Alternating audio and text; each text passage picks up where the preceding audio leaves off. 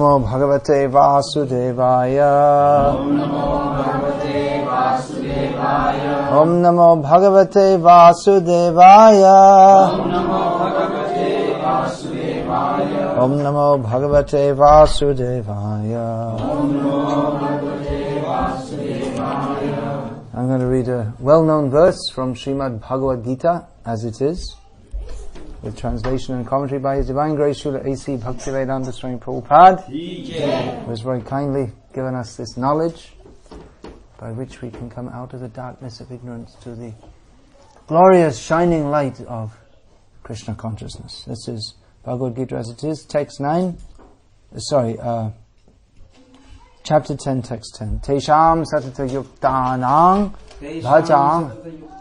bhajatang priti purvakam dadami buddhi yogam tang yena mam upayanti te. I'm doing a little quickly because somehow or other I wasn't looking at the time and it's become late. Translation. To those who are constantly, Lord Krishna says, to those who are constantly devoted to serving me with love, I give the understanding by which they can come to me. Srila Prabhupada's purport. In this verse, the word Buddhi Yogam is very significant.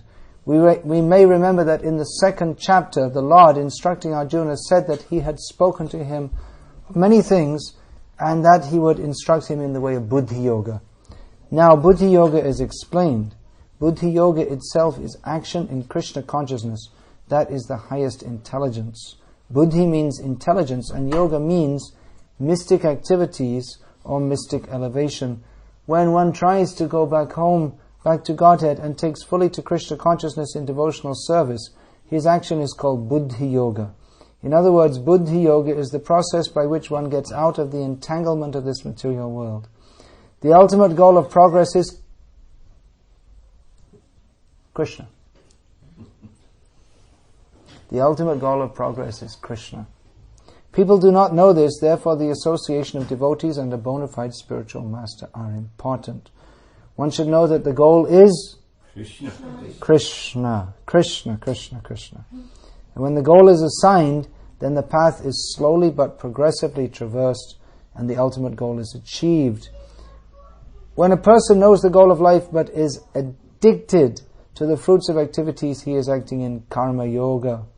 When he knows that the goal is Krishna, but he takes pleasure in mental speculations to understand Krishna, he is acting in jnana yoga.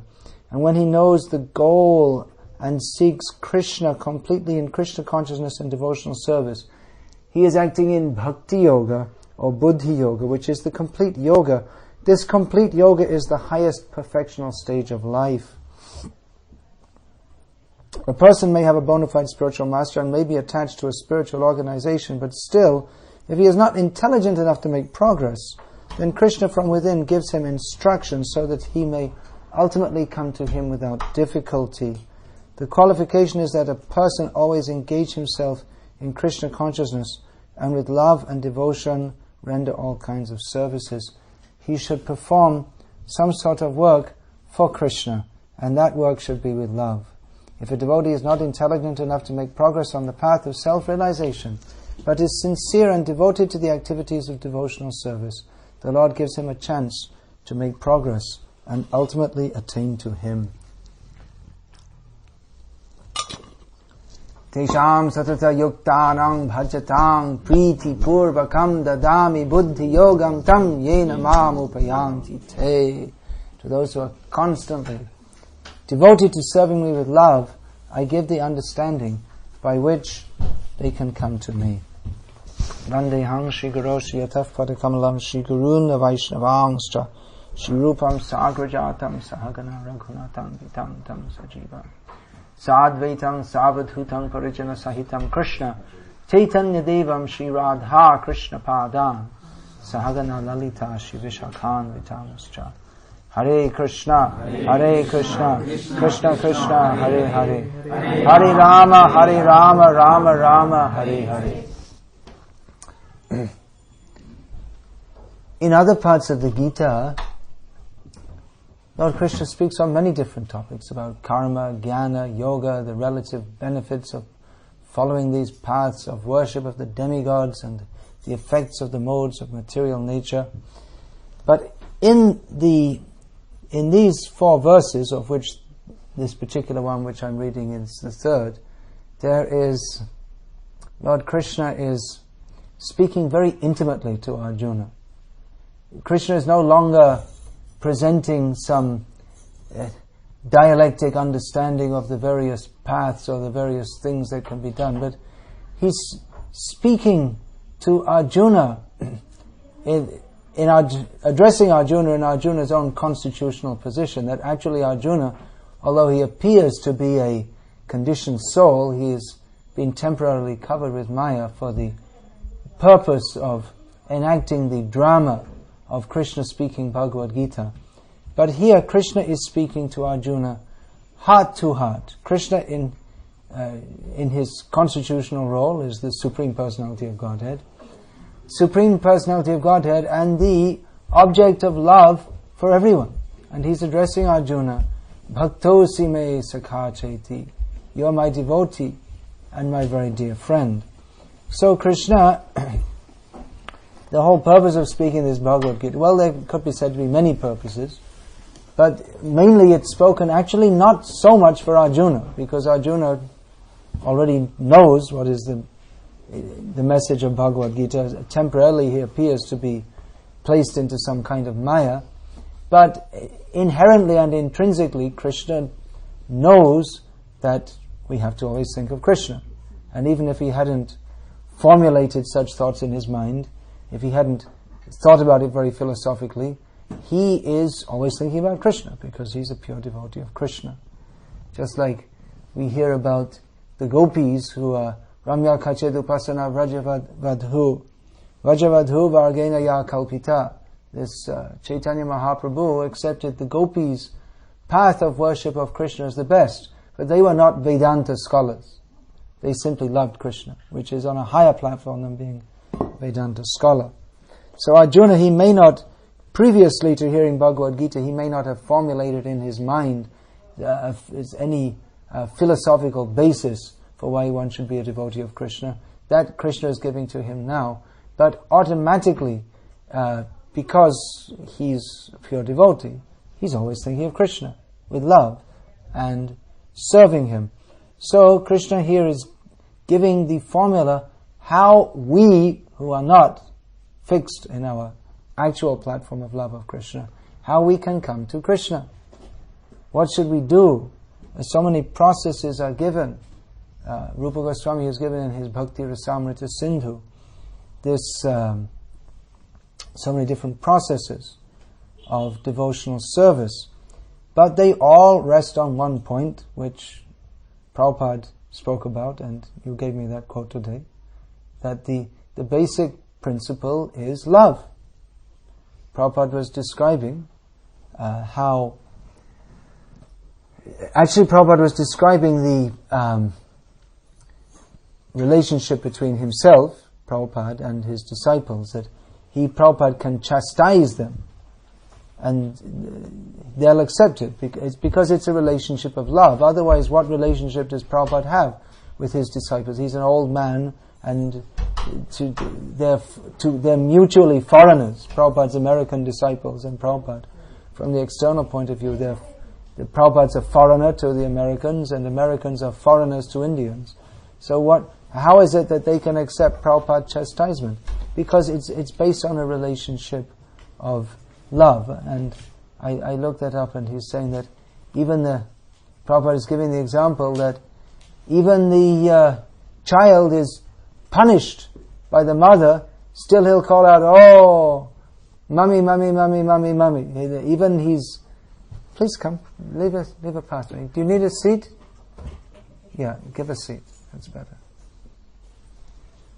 So, even though he's punished by the mother, still he has no other shelter but the mother. It's a relationship of Prabhupada said that the relationship, the motherly affection is the most, that's the closest thing in the material world to the pure spiritual love. It's the closest to the selfless love of the spiritual world.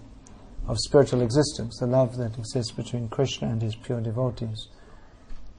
So, love is the basic principle, and we preach Krishna consciousness, trying to demonstrate to others the philosophical superiority, which clearly, if anyone is interested in philosophical understanding, which unfortunately not many people are nowadays, because who's interested in philosophy? People who are brought up on Tom and Jerry and soccer matches, you can't expect them to be very philosophical. What is it? Tom and Jerry soccer matches and Kentucky Fried Chicken. You can't expect people to be very philosophically inclined in such a society. But we tried anyway. It's appealing to human intelligence. People do have intelligence, no doubt. Otherwise, how do so many big buildings are being built and computer softwares are being written? And undoubtedly, people have intelligence. So, appealing to the human intelligence, we are preaching philosophy as given by Lord Krishna, as given in Shastra, as given by all the acharyas. Nevertheless, we find that even many intelligent people, even if we intelligently present to them the philosophy of Krishna consciousness, they're not inclined towards that.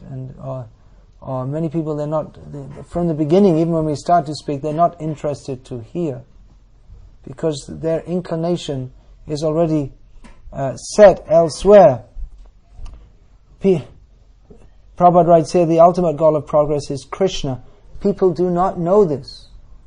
Nati vidu swartakating hi Vishnum. People do not know that the ultimate goal of life is to attain Krishna or Vishnu.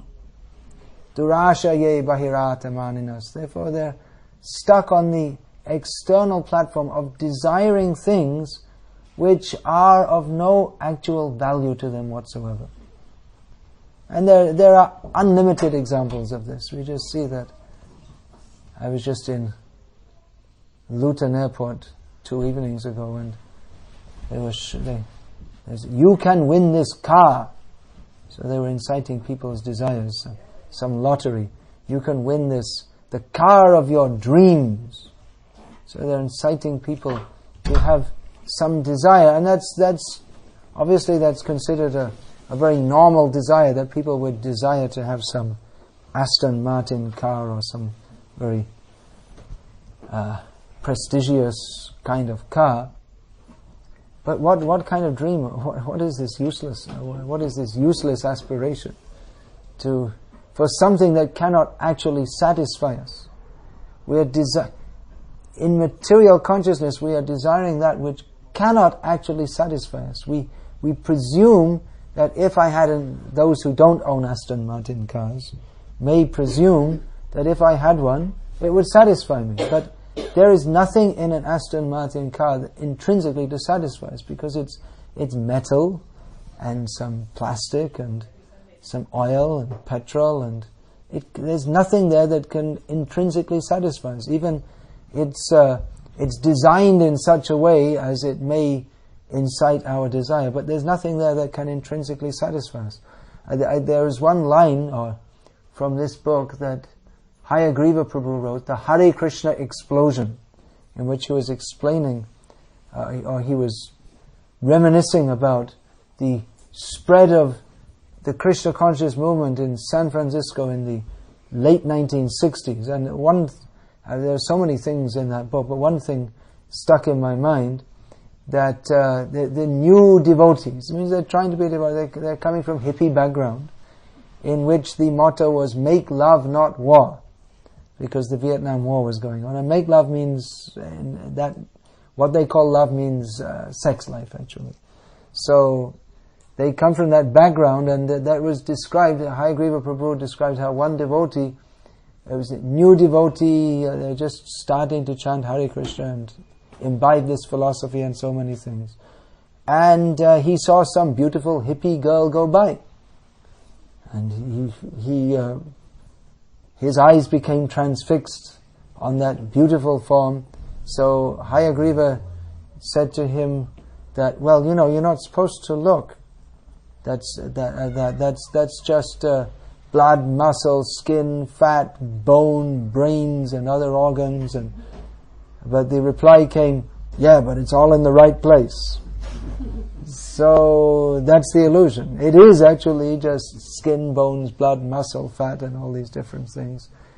But because it's arranged in such a way, it bewilders us to think this is something very desirable. So in the same way that cards, it's mostly metal with some plastic and some other things, but it's arranged in such a way that we think we can get some pleasure out of it, but intrinsically there's nothing that can give us pleasure there, and that goes of everything in the material world. Everything.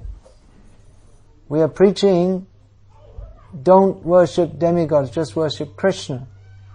And people say, well, why? Why not worship demigods? Why just worship Krishna?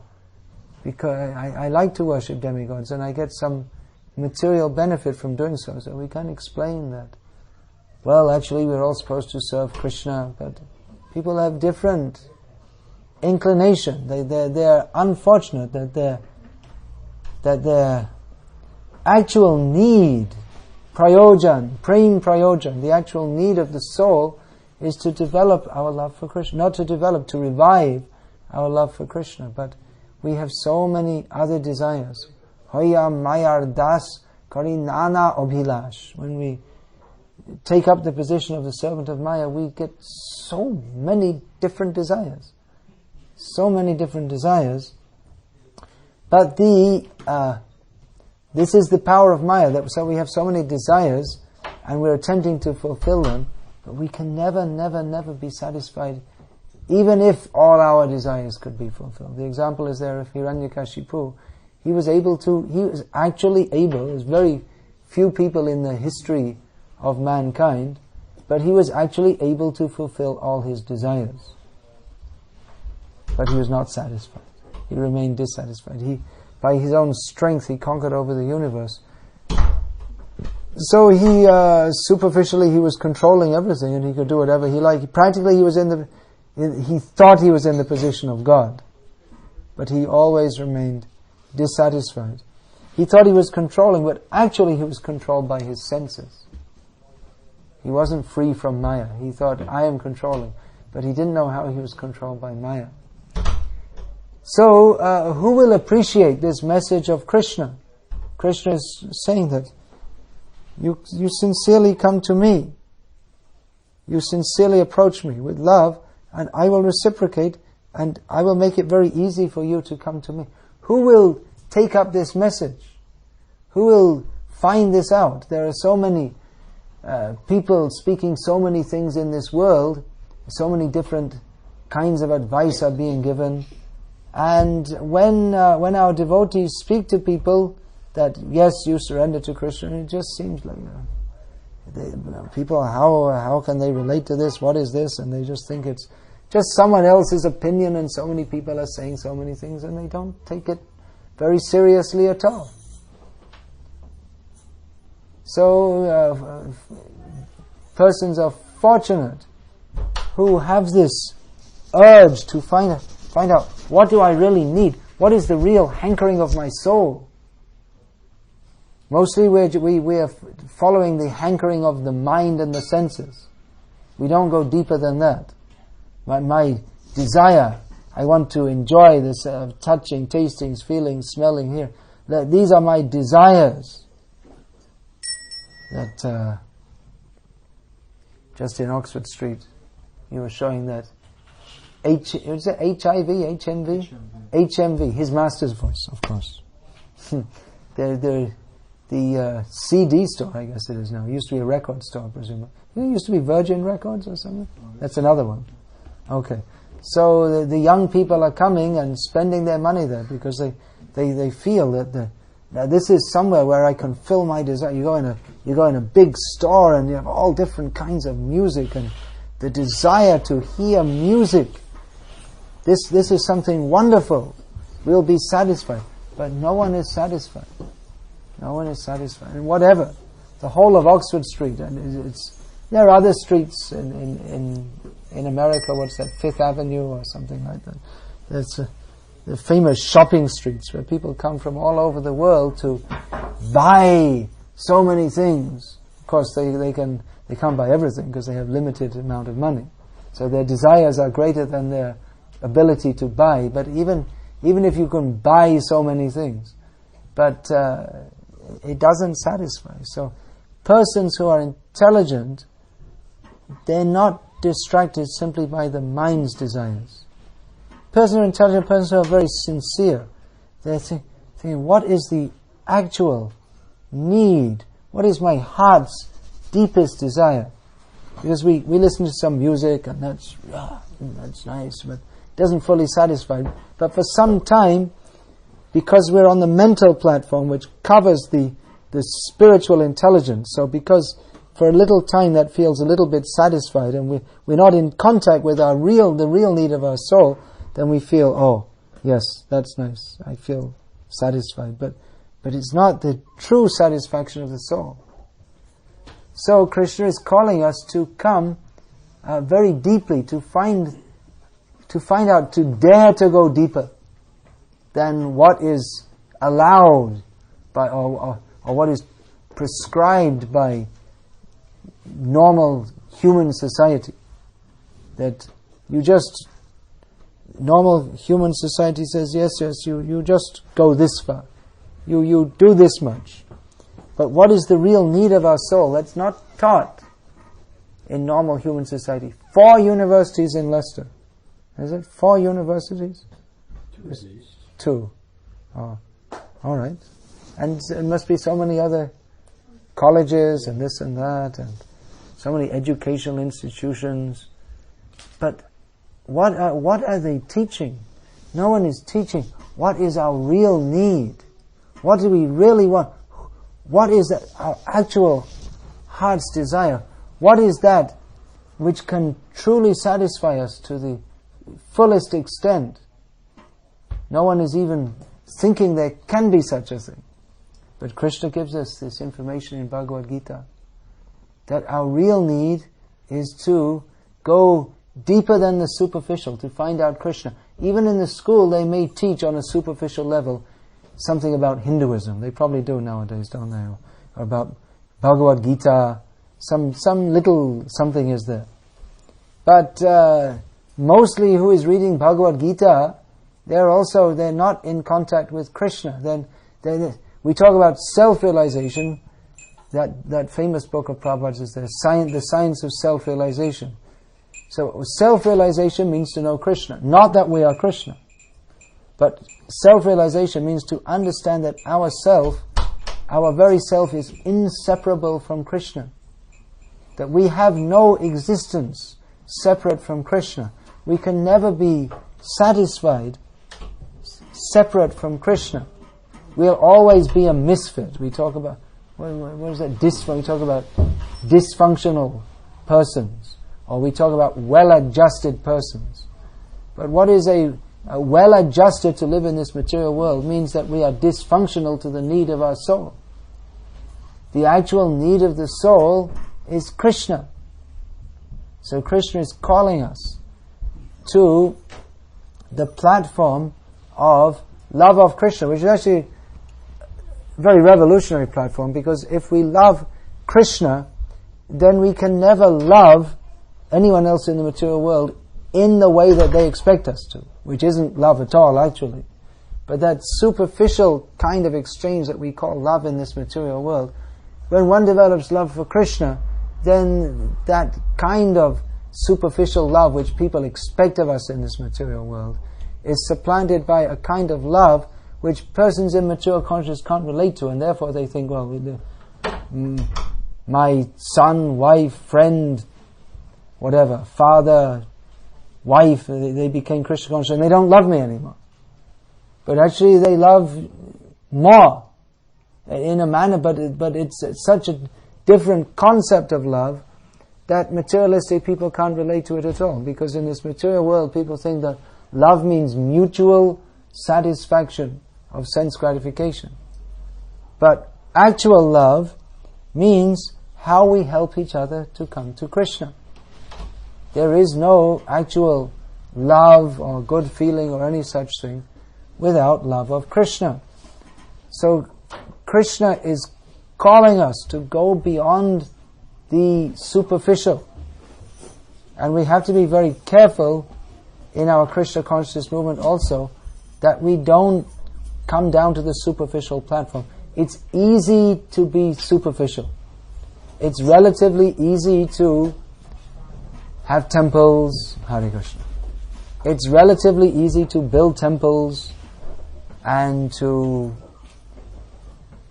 make collections, but to keep ourselves always inspired in Krishna consciousness, to always frantically search after Krishna, that strong urge to find out Krishna. There's no formula for doing that. We can study various management formulas, how we can make our movement better managed. So that's all right. But management in and of itself doesn't produce Krishna consciousness. That Prabhupada suggests here in the purport. Again, I'm reading, the ultimate goal of progress is Krishna. People do not know this. Therefore, the association of devotees and a bona fide spiritual master are important. So this is beyond all formulas. Even we find that Rupa Goswami has given so many rules and regulations for advancement in Krishna consciousness. And these are essential for advancement. If we don't follow them, then we can't make advancement. Once Prabhupada was asked, that Prabhupada, how can we make advancement quickly in Krishna consciousness? So there could be various answers to this, but Prabhupada on this particular occasion said, follow the rules and regulations very strictly. So these rules and regulations are essential because they're centered around hearing and chanting about Krishna. And by hearing and chanting about Krishna, that helps, or that is the formula to revive our Krishna consciousness. But all this has to be, sometimes we hear devotees say about, well, mechanically performing devotional service. There's no mechanical thing, because devotional service works on the platform of devotion, and devotion means love. But we may feel like that. If we don't, we may feel it's becoming mechanical, or I can't chant 16 rounds, I'm not getting any taste for it like that. If we don't have this strong mood of, let me come to Krishna, let me find Krishna, let me serve Krishna, this strong mood that I must become Krishna conscious. So for this, association is essential. It's essential to have the association of devotees who cannot live for a moment without Krishna, whose only thought, whose only inspiration in life is that we must serve Krishna. We must dedicate our lives to Krishna. Tesham satata yuktanam. This here in this verse, Krishna is saying, Bhajatang priti purvakam. Unto those who are always engaged in my devotional, service with great love, Krishna says, I give the intelligence to them by which they can come to me. So without that strong motive that yes, I must find Krishna, I must go to Krishna, whatever else happens in this world, it doesn't matter, but I must serve Krishna, this kind of, from the material point of view, reckless determination that, oh, what will happen to all your career prospects and this and that, but devotees, yes, all right, career, yes, okay, but what about Krishna? This is my real career, to find out Krishna. I must find out Krishna. So, if we don't have that very strong desire if we don't maintain this very strong desire that I must find Krishna, I must, whatever is required.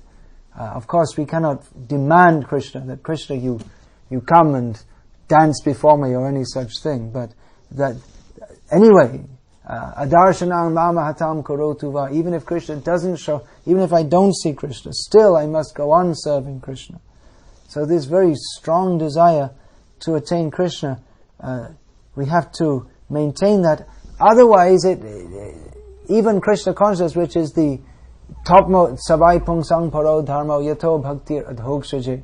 The topmost path of religion, or the only real religion, is Krishna consciousness.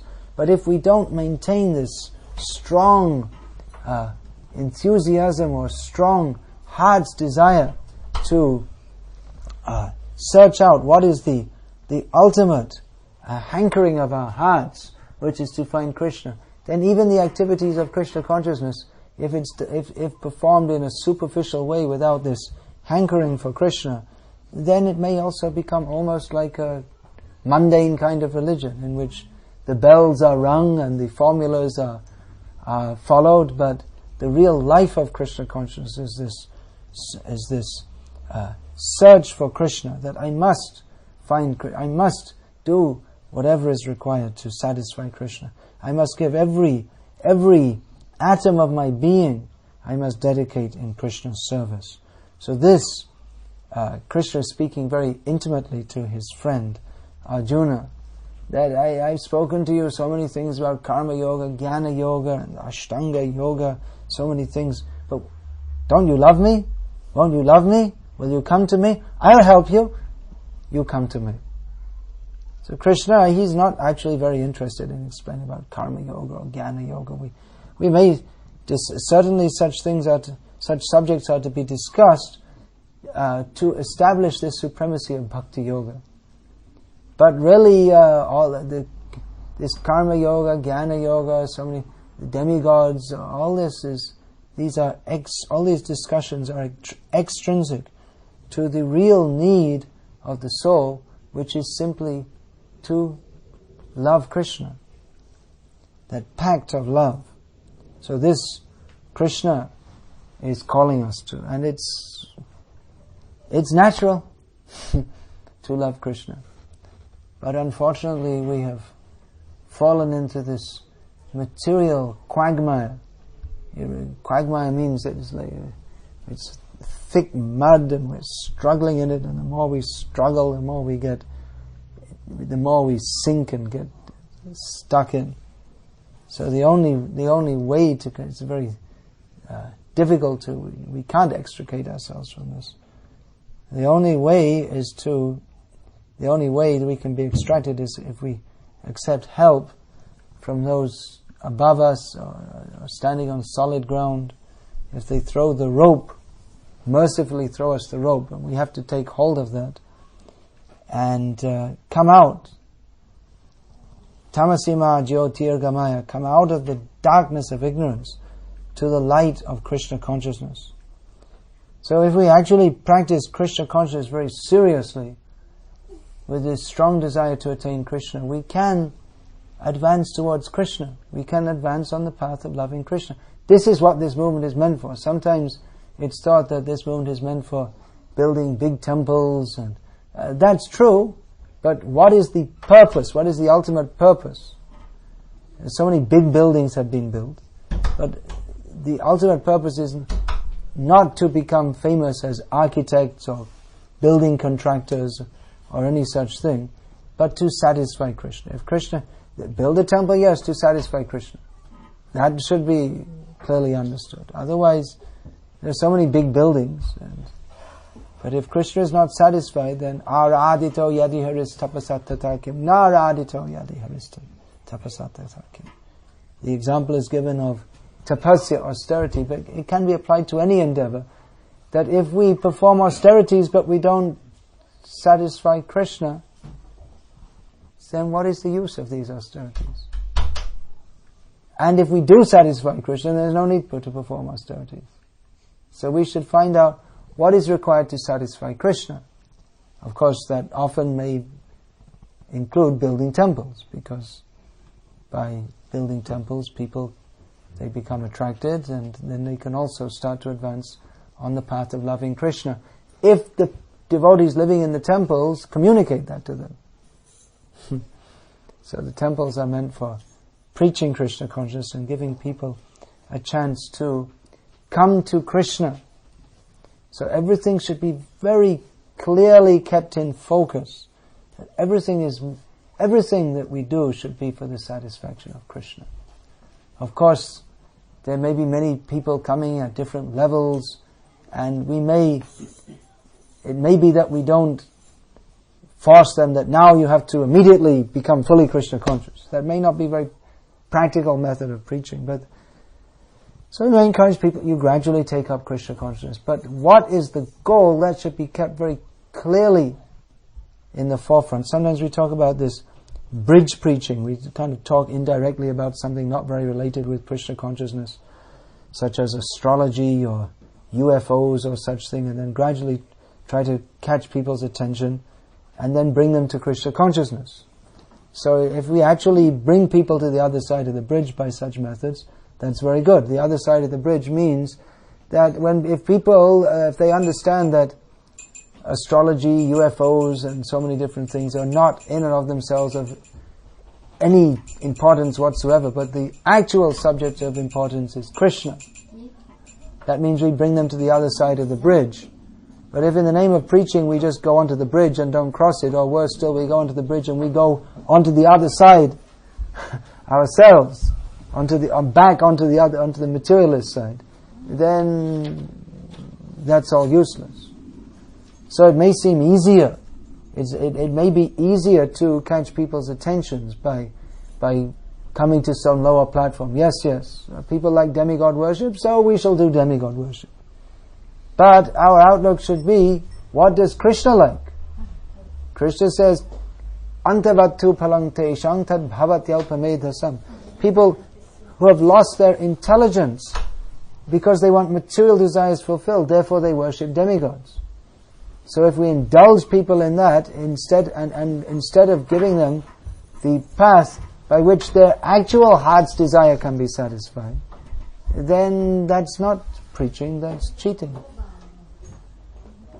We can worship. Why Krishna says don't worship different demigods? Why?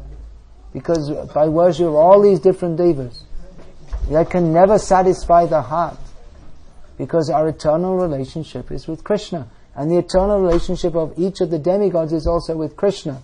So if we try to establish a relationship with the demigods independent of a relationship with Krishna, it's actually it's cheating ourselves. It may seem like the same thing. In worship of demigods, there's some puja, some mantras, and some prasad. There's all these different things are there. But it's not the same as worship of Krishna. Because Krishna, He is Deva Deva. He is worshipable by the Devas. He is the Paramaradhya. He is to be worshipped by all. So there is a difference. And sometimes we say, well, I'm a Shiva Bhakta, or I'm a Bhakta, but actually Bhakta, this exchange of love, which means bhakti, that is possible between Krishna and his devotees. The demigods, they are not the objects of love as Krishna is. They're demigods, they're not Krishna. Krishna is the object of love.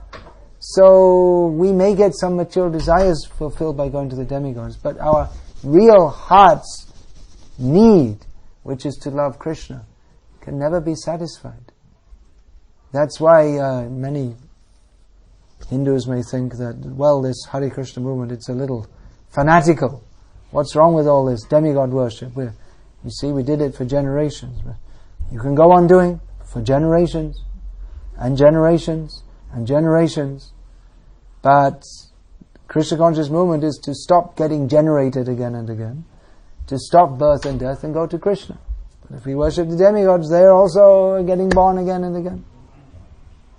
And who is the demigod in this life may be just some insignificant human being or less in another life.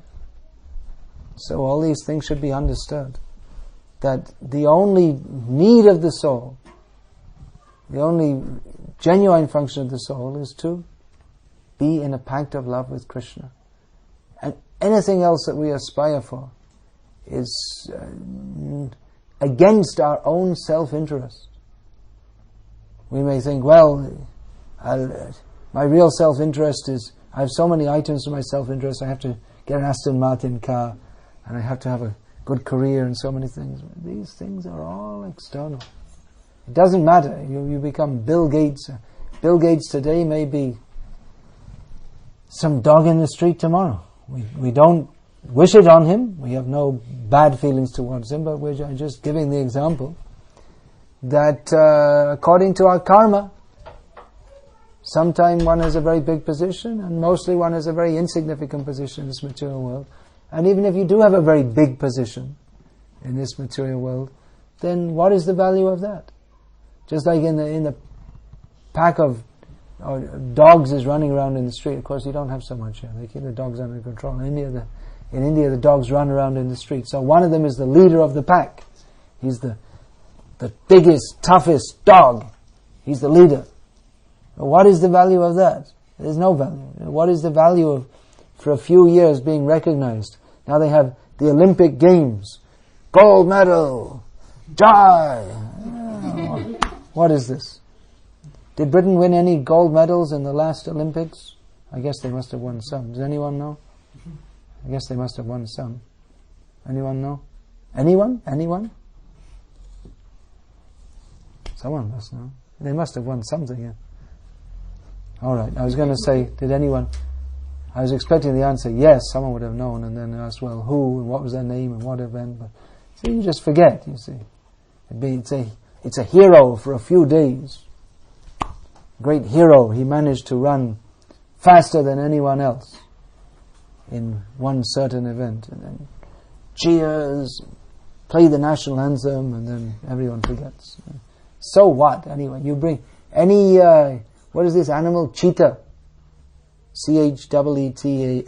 Usually we talk about the other kind of cheetah, Cheater.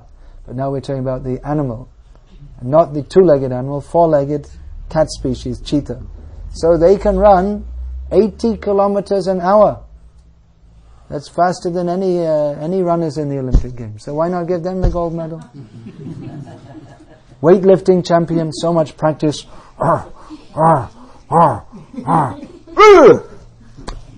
You bring any little baby elephant, and without any practice they'll lift up twice the weight. Give them the gold medal. What is the use? It's all nonsense. The whole human society has invented so many ways to forget Krishna. The progress of civilization means to invent more and more ways how to forget Krishna. So we are simply making the point, give up all this nonsense. Sarvadhamam parityaja mamekam sharanam vraja. Surrender to Krishna. This is our point. Because we're in the material atmosphere, our bad tendency is to gravitate towards that, back. Because we're thinking that, well, it's okay. Maya is not so bad. We tend to forget that the real need, our only need, is to surrender to Krishna, to love Krishna. So this, Krishna is recommending here, for our own benefit, that what we really need to do is simply to love Krishna. And that we can do by associating with, following the processes of Krishna consciousness given by Rupa Goswami, in the association of devotees who are very much desirous of attaining Krishna. We should keep this desire strongly in our minds all the time, just like these Olympic sports persons, men and women. How do they get in the national team? Very strong desire, focused desire, working hard for money. They don't have any other. They have no other desire but to win the Olympic gold medal. And they go through so many austerities. They're not allowed to come late. They're under the strict control of their guru, the coach. Their diet, their times of waking up and going to sleep, everything's strictly controlled. Just for the sake of some useless objective which only one of them can get, and then all the rest of them are failures. Only one gets the gold medal, and all the rest silver medal is not such a bad failure, and bronze medal is number 2 failure, and then all the rest are just complete failures. So everyone's disappointed, and the gold medal winner feels, yeah, I'm so great, and this and that. I'm the greatest, Cassius Clay, Tokyo 1964. But it's all fool's paradise, foolishness. So much endeavor they're giving to become a champion. Why not endeavor to become Krishna conscious?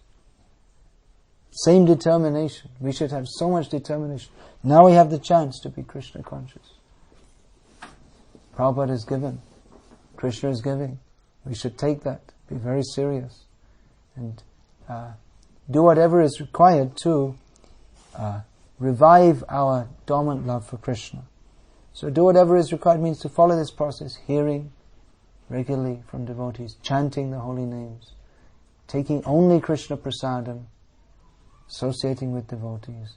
All these processes, these are the life of the devotees. So this should be the basis, the center of our lives. Our whole life should be fully centered on how we can more and more and more and more advance in the path of love of Krishna. Hare Krishna. I won't say more about this now because I have to leave soon, unfortunately. So, does anyone have any question about this? Yeah, I had a question. You're talking about in Krishna was talking to Arjuna there, and you were saying also that for Krishna one can be reckless about one's career developments and those sort of prospects. I didn't exactly say that. Not should be, but it's... No, exactly. The attitude should be that one should be so strongly focused on Krishna, it may appear reckless to the materialistic people. Yeah. When Krishna says to Arjuna says that, I think I'll sort of back out of this fight, and Krishna actually says to him more or less sort of, well, don't be so reckless with your material prospects because you wouldn't stick to it if you backed out of being a Kshatriya, and you're not able to stick to it, and for various other reasons he gave Arjuna why he should stick to his fighting thing at a certain level of argument. I think that's Chapter 2. Chapter 2. He's given a certain sort of material reason for doing it. And then he goes on in chapter, right at the end, he says, so he's telling him in chapter 2 for various reasons to stick to the fighting. And then at the end, obviously there's been a huge development throughout the whole Bhagavad Gita. And at the end, Krishna says to Arjuna, abandon all varieties of religion and surrender to me and continue fighting. So from one point of view, nothing much has happened from chapter 2 to chapter 18 because Krishna is telling him to fight in chapter 2 and he's telling him to fight in chapter 18. So what's the actual difference between those two different instructions which tell him to do the same thing for different reasons? Well, you gave the difference yourself. Yes. The difference in motivation, different reasons. You can sum them up. Well, it's... You want me to speak the whole Bhagavad Gita? So just those two different instructions to fight, there must have been a sum. Yeah, well, Krishna says that if you win in the battle, you will enjoy the earth. Jitva va bhokshase mahim. That if you lose, hitva va prapshasi swagam. Jitva va bhokshase mahim. If you lose in the battle, if you're killed, then you'll go to the heavenly planets. And if you win in the battle, then you'll enjoy the earth. So Arjuna had given some materialistic kinds of arguments, and to satisfy or to defeat even those, Krishna said this. But he ultimately brought it to a much deeper level, because Arjuna himself, having given his own reasons for not fighting, he expressed his confusion. In other words, simply the superficial reasons for fighting or not fighting, that in itself was not satisfying to Arjuna. Therefore he says, Shishyaste hang shadimang twang prapanna. I'm surrendered to you as disciple to Guru. So he was actually calling for Krishna to bring him to a deeper level of understanding. Although Arjuna gave apparently very good reasons from the material point of view, which Krishna also defeated. But Arjuna wanted to go deeper. So even from the material point of view, Krishna was explaining that you should fight. But then if we want to know what our ultimate need, what is the ultimate purpose of life, what is our ultimate necessity, why should we do anything, and what should be our motive for doing anything, then Krishna explained that in full detail in Bhagavad Gita. Everything should be done for the satisfaction of Krishna. So that is the recklessness, if you like, that everything should be done for the satisfaction of Krishna. Exactly how these instructions are implemented in our lives will be different in every case. It's often wrongly viewed by Western scholars especially that Bhagavad Gita is a book inciting violence, although no traditional, namely Indian scholars of Bhagavad Gita have ever understood it in that matter, because they understand it in a deeper way rather than a superficial manner.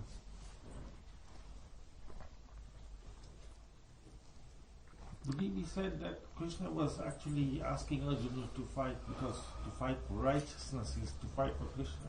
To fight, when we say righteousness, is a word which is often used as a translation for dharma. Of course, dharma is it's sometimes translated as righteousness, but there's no one word in English which fully represents the term dharma.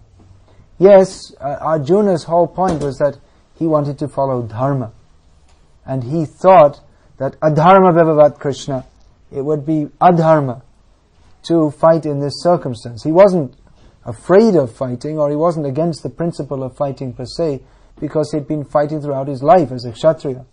But he thought that in this particular circumstance, he'd always been fighting throughout his life, but only on the principles of dharma. But he thought in this circumstance, it would be adharma to fight. Adharma vivat Krishna pradishyante kula striha. That because if we fight, then the women of respectable families, they will become polluted. And that will lead to so many social ills. If they're not protected, they'll become polluted. So he thought in this particular circumstance, it's adharma. But Krishna went on to show Arjuna that indeed, as you have said, the highest dharma is to satisfy Krishna.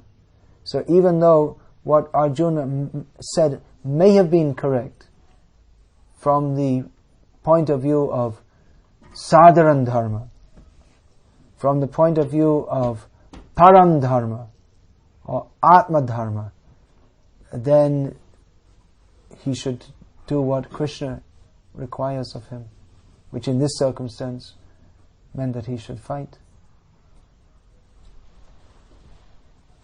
That is the point of Bhagavad Gita. The point is that we should do everything for the satisfaction of Krishna. What Krishna wants us to do.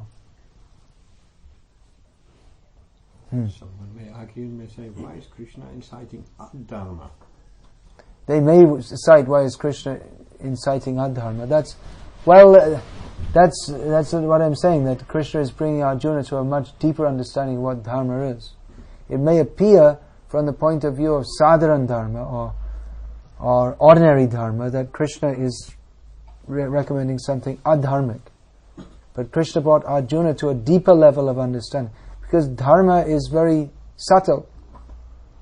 Exactly to understand what to do in any given circumstance, there are many rules given in Shastra. This should be done in this circumstance, that should be done in another circumstance, but the complexities of human interaction are such that it may be very difficult to understand. Even pundits who have learned in Shastra, they may have different opinions in certain instances what one should do, what is dharma. But if we understand this principle, to act always for the satisfaction of Krishna, then that brings us to a whole different level of understanding dharma. What is the atma dharma, the dharma of the soul? When we're no longer concerned simply with what will be the various karmic reactions, we're no longer simply concerned with what will be the social reactions, but all these are considered, but the vital factor is, by our activities, how will Krishna be satisfied? Krishna is ultimately Krishna is satisfied with our love for Him, which again isn't something vague that is expressed in activities. I'm going to finish there because I have to go. Going to Coventry, as they say. Sent to Coventry. I don't know how Coventry got such a bad name, but now it's a holy place because devotees are chanting Hare Krishna there. So happily I'm going there, unhappily leaving you, but what to do?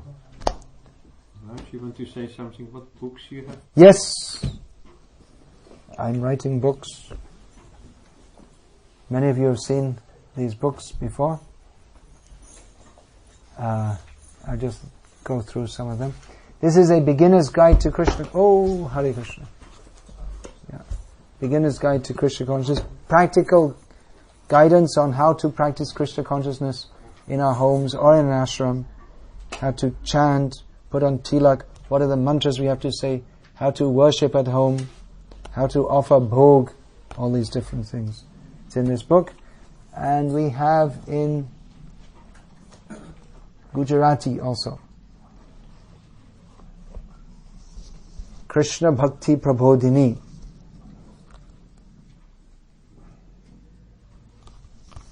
So that's there. I can put Yeah, okay. Then this is a message to the youth of India. Very good for young Indians.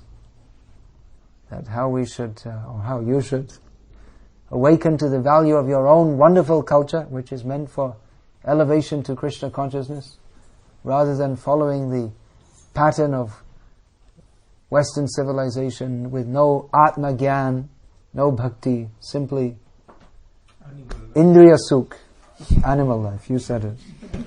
Okay, I didn't say it this time. Then, for practicing Krishna consciousness very seriously, Brahmacharya and Krishna consciousness may be read by devotees in any status of life, by grihastas also. Because many devotees ask me how I saw Prabhupada and what he said, I've recorded here my memories of Srila Prabhupada with extracts from the lectures I heard of Srila Prabhupada also. This is glorification of wonderful Srila Prabhupada. Jai Srila Prabhupada. So this is for increasing appreciation of Prabhupada. This is a summary of the biography of an amazing preacher of Krishna consciousness, Rasikananda. So all of you who want inspiration in preaching Krishna consciousness, you can read this book. Vangshidas Babaji, is that? It's not here on the table right now. So that could be got. There's another book which is just being brought, Vangshidas Babaji. It's also a biographical account of a great Vaishnav saint. Here is Ramayana. Everyone should know the story of Lord Ram. And this is also we have in Gujarati, Ramayana. This is here. And new book that I brought out is Sri Chaitanya Mahaprabhu. It's an overview of Chaitanya Mahaprabhu's leelas and his teachings.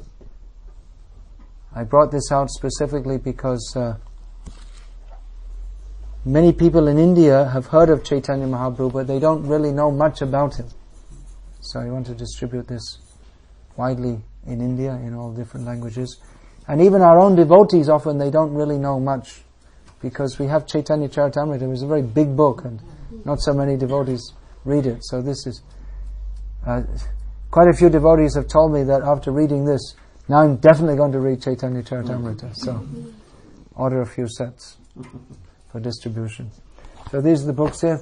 There's also a few CDs of some of the lectures I've given. Oh, I think this is a VCD. This one, yeah. These are you were asking about VCDs. These are VCDs. These are in Hindi, though. So there's, in English and Hindi, there's a few lecture CDs. So if anyone likes them, please take them. Help me in my service to Prabhupada. Is my main service in Prabhupada's service, writing these books. And actually, many devotees have told me that